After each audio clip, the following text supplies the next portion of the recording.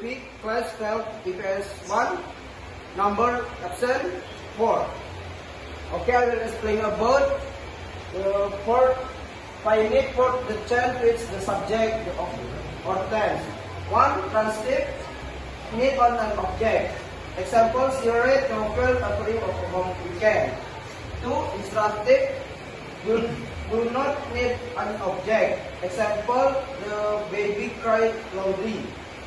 3. Action show activity.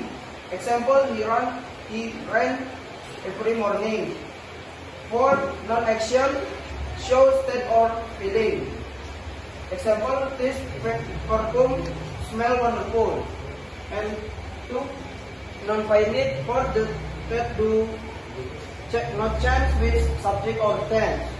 Non-finite participle 1 use as adjective. The example, the crying baby. 2. Gerund form in use as noun. Example, swimming is fun. 3. To infinitive, I want to eat. Example, but in infinity, let him go.